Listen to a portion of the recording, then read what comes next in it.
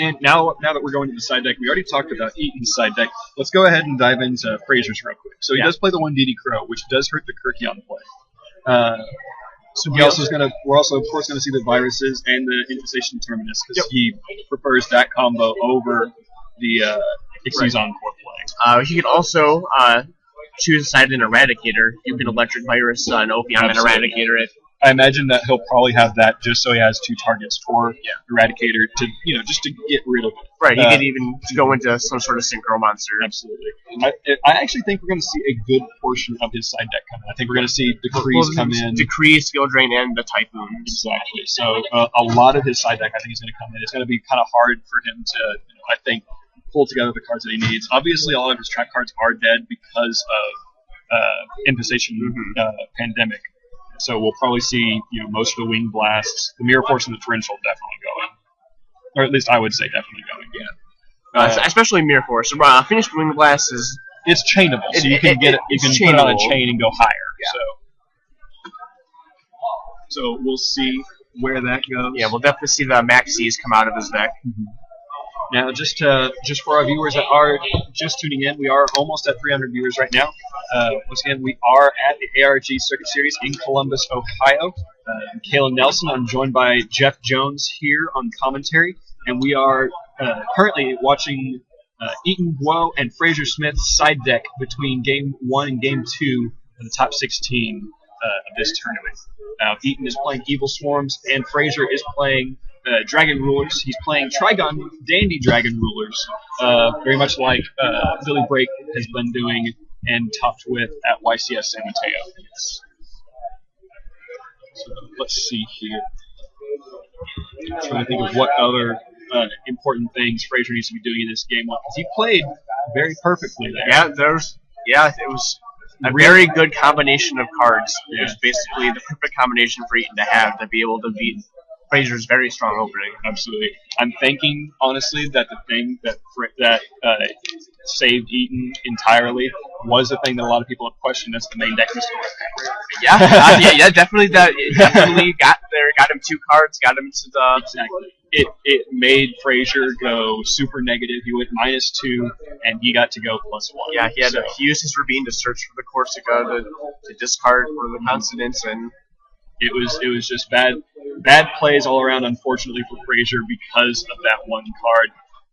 That we can thank, it was Dalton Bozeman and his group, I believe, that were Brady Brink, Dalton Bozeman, and one other that made it popular at the last ARG Circuit Series.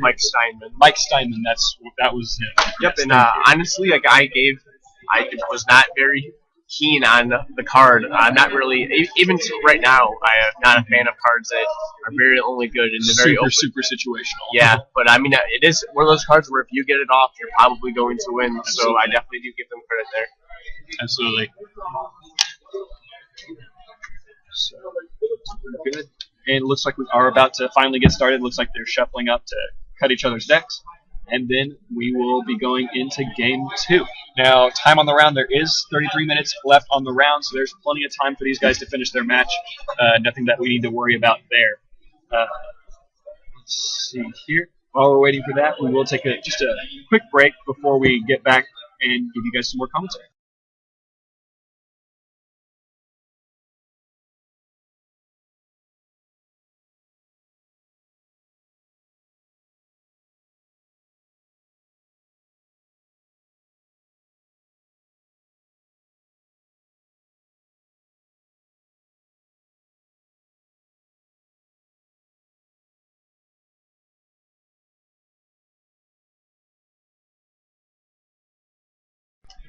All right, guys, and we are back. Looks like we are starting Game 2 now, and of course, Frazier will be taking first this time. He will be, unintelligent if he didn't take it, to say the least. Going first is so much more. I always say that each passing format is so much more important this format. So much more important. Yeah, I definitely said the same. I can't believe how important it is to go first, and in every format, it's more and more important. And again, it's been so important to go first ever since. I mean, when do you think the game changed specifically to make it so important to go first? Oh, Lord. Because I don't know, would you say even in goat control days that it was important to go first? Absolutely. People still think that's one of the most skillful formats. I don't know if I necessarily agree, but yeah, that trinity right there definitely gives you a huge advantage, especially in the hands of a good player who can make good plays after that. It's hard to come back. Exactly. So we'll definitely see, if going first can help Frazier again this time. Looks like he's just starting off with a big monster just to, scare him away from some damage. So that kind of makes me think that Frazier didn't open all that well. Yeah. So this may be as Frazier would put it, maybe an ignorant game. Yeah. I mean, there definitely could be cards that he couldn't play right away. He could definitely have Electric Virus in his hand. Yeah. So we'll see where things go. So setting 3-4 back rows. And I think that's always one of the scariest things that you can stare down. 3 back rows at a Dimensional Fissure. That means that if there's an Electric Virus, it will not be doing very much. Absolutely. Let's see. So, and that's one of the reasons I would imagine that Xyz Encore is sometimes the better choice, because if they, are a person that plays the D-Fissure, then this is the point where it's going to make a big difference. So is this a skill drain? Yes, skill drain. Okay, so that's going to be a bit more difficult for Eaton to deal with. But as we mentioned in his pre-interview, if he gets the Infestation Infection, he can just search out the Ketos and tribute it to destroy. Do you know if it has to go to the graveyard, or is there simply tribute? I believe it's just tribute this monster and destroy a face-up or a spell trap on the field. Whereas the Lantern destroys a face-up monster. Okay.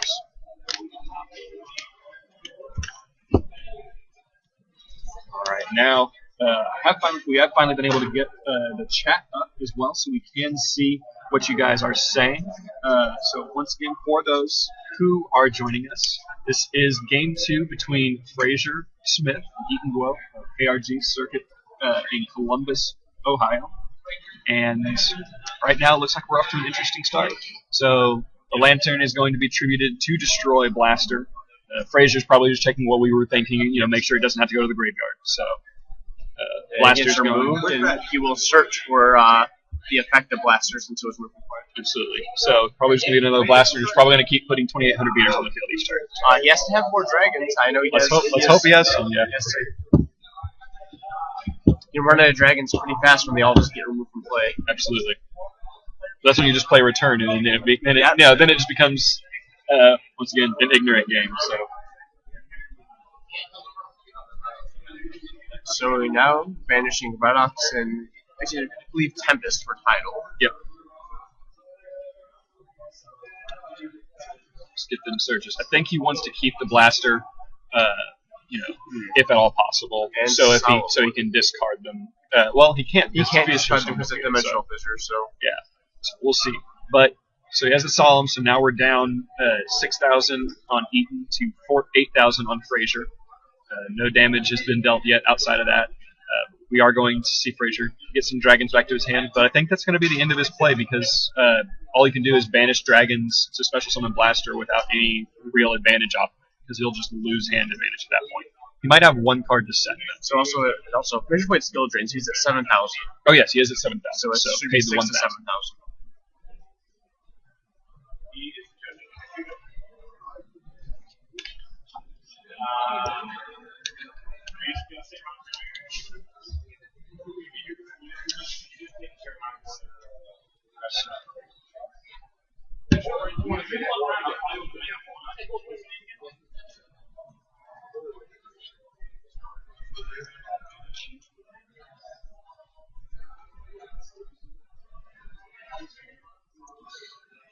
Now, in the chat, they are saying that we forgot about Blaster's attack. Did he actually, was he on the field long enough, or was he on the field to make an attack for a turn? I actually think it did attack also. Okay, so then that was one thing that we are missing. I think he ended his skill drain. That out. We did. We just missed it while we were checking on the deck lists or checking some other things. So that would put life at 32 to 7,000. So. No, and that's why we have the chat people, because they obviously can keep up with things better than we can.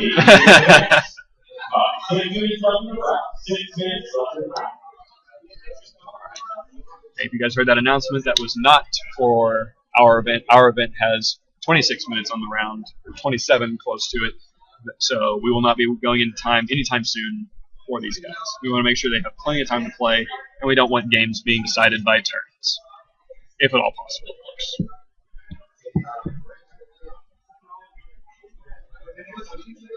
Okay, so one of the things I did see in Frazier's hand, he does have a Trigun and an Electric Virus. Yes. So technically both of them are dead right now. Yeah.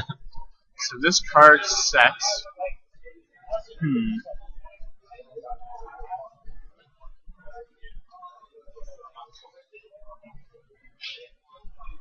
So Pro sets one more Speller Trap and passes back to Frazier. This is just an interesting game so far. And by interesting, I mean incredibly boring. It's very much a waiting game. Poe's just waiting for a solid monster to put on board, probably, and Frazier's waiting for an MST to get rid of D-Fisher. It looks like we are going to get rid of some more dragons to put Blaster on the field again. I don't see that getting him very far because I smell that he's going to just run either into Compulse and just send it back to the hand, or Bottomless even. But let's see. Looks like the summon's resolved, so no Bottomlesses. It could be. He definitely has. I believe he has a Mirror Force instead. Does he? No. Frazier has one. Absolutely. So, and we talked about him citing in Iron Walls. We haven't seen that yet, mainly because he probably has D-Fissure up. Yeah. So he could have drawn it, but the D-Fissure, I think, is a little bit more important at the moment. Actually, I don't know. I mean, I would definitely flip the Iron Wall, and it forced Frazier to, if he wanted to blaster the Iron Wall, he would then have Dimensional Fissure to back it up. Exactly. So that actually would not be bad. It would not be very bad. Let's see here. We also have not seen Decree come out for Frazier, but he does have this. Yeah, but he does have skill drain up, so he probably doesn't want to play it then either. There's so many. Right, it could be a lot. It's just an interesting field. He could keep in Wing Blast. Wing Blast could definitely possibly get rid of Dimensional Fissure for a turn. It could even be the return from the Never Dimension that he's waiting to flip finally after baiting out some back rows. Absolutely. So if Quo does play the One Tornal Tribute, he could be possibly reading return and saving that for that. Absolutely. So he took the 28, which is dropped from about 400, I believe. So yeah, it's very, very low life points.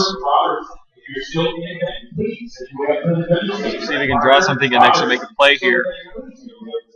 Or if he's just got a bunch of dead cards that he's trying to bluff him with at the moment. Asks you to remove from play pile.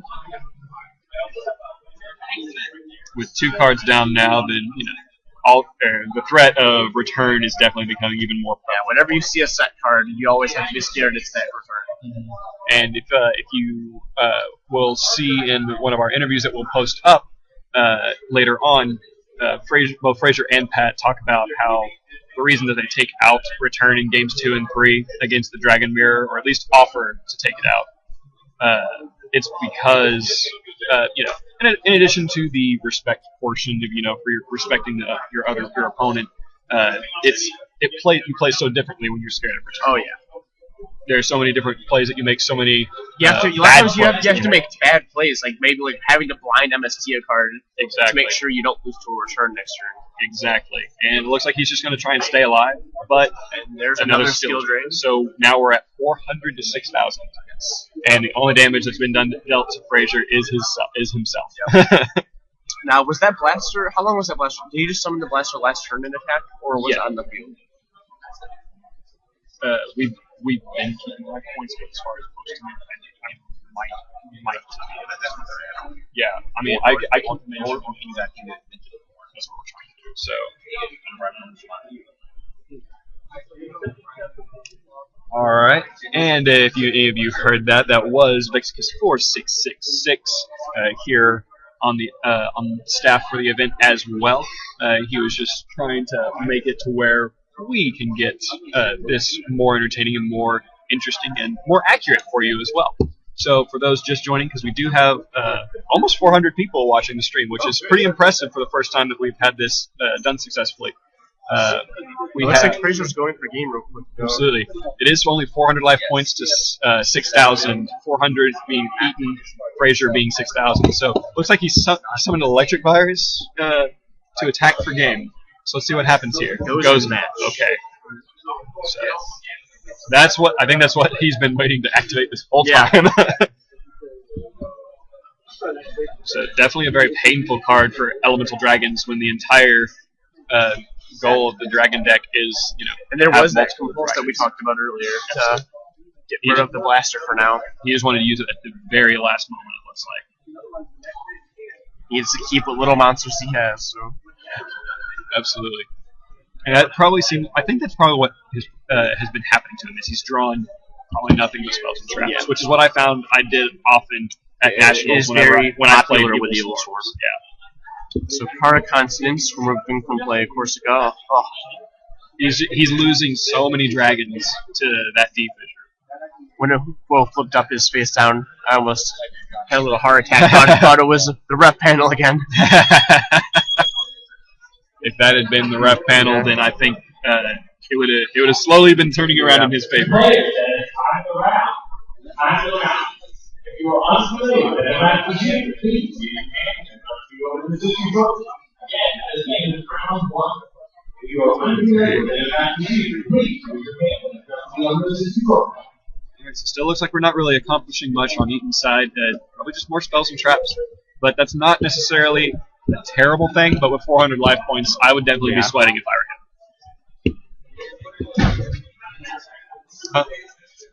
him. Eaton's at 400 and then 6,000. So let's just see what Frazier does here, because he's quickly running out of dragons to banish as costs for blaster. I mean, he can't just keep bringing them back. I mean, eventually he'll draw the MST, but if he has no dragons to banish summon to push for things, he won't be able to get anywhere. Exactly. At this point, I would just be MSTing the goes in match or one of the other face downs to get it out of the way for a return play, because that's basically what it's where it's coming down to. Yeah, with how much he's thinning his deck with the dragons, return is just becoming ever more prevalent, and Frazier's just waiting for the right time to activate it when he's not going to lose all the dragons immediately.